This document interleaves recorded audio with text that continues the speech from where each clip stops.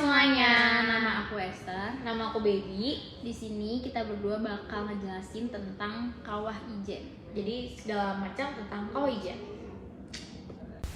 Sejarah penambangan belerang di Kawah Ijen dimulai sejak abad ke-18 sekitar tahun 1786 saat masa kolonial Indonesia yang memanfaatkan belerang untuk keperluan pembuatan mesiu. Penambangan kemudian berlangsung intensif pada abad ke-19 dan awal abad ke-20 saat masa kolonial Belanda dan Inggris yang memanfaatkan potensi besar belerang di Kawah Ijen ini untuk kebutuhan industri. Penambangan belerang bekerja dengan cara tradisional yang sangat berat dan berisiko tinggi, yakni mengambil belerang yang berasal dari gas vulkanik yang keluar dari lubang fumarola. Mereka harus memikul bongkahan belerang berat di pundak, melewati medan terjal dan beracun tanpa perlindungan memadai, yang menyebabkan risiko kesehatan yang serius akibat gas beracun serta beban fisik berat.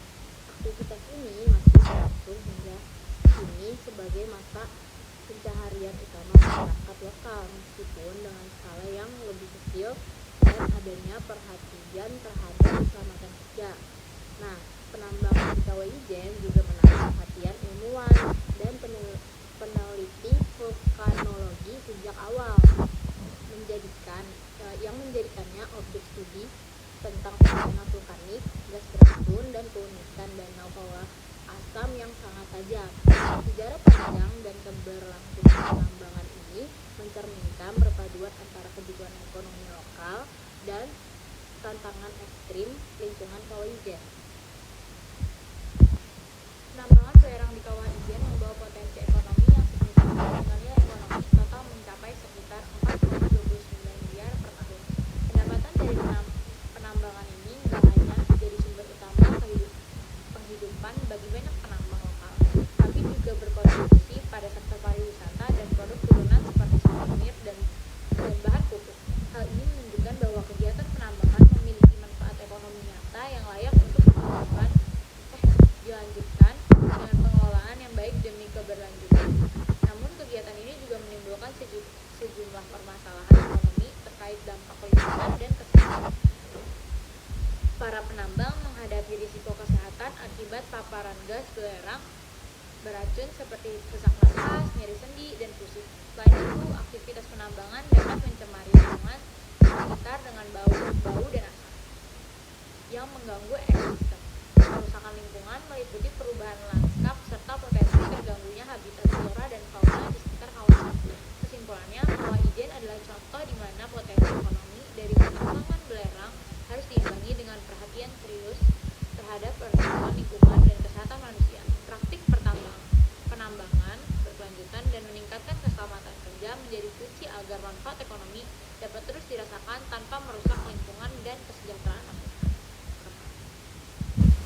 Nilai-nilai kebangsaan terkait lingkungan hidup, tanggung jawab warga negara, dan nilai Pancasila di Kawah Ijen tercermin dalam upaya pelestarian alam yang berkelanjutan, kekuatan sosial budaya masyarakat, dan keterlibatan aktif warga serta wisatawan dalam menjaga lingkungan.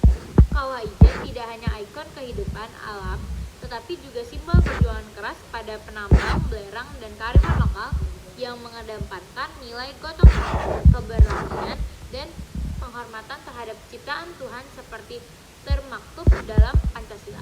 Nilai kebangsaan dan lingkungan hidup di Kawah Ijen menjadi contoh nyata bagaimana keindahan alam dan sumber daya alam harus dilindungi melalui prinsip keberlanjutan.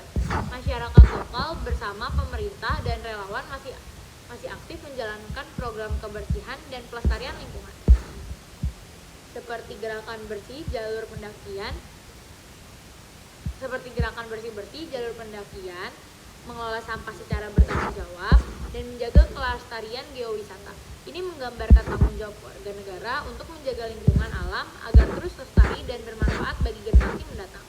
Sejalan dengan nilai kebangsaan yang memperkuat keharmonisan hidup bersama dalam satu bangsa, tanggung jawab warga negara, dan nilai Pancasila, aktivitas para penambang belerang di Kawah Ijen menunjukkan nilai perjuangan, ketangguhan, dan kerja keras yang mencerminkan semangat keadilan keadilan sosial dan nilai-nilai gotong royong dalam sila ketiga Persatuan Indonesia dan sila kelima keadilan sosial bagi seluruh rakyat Indonesia.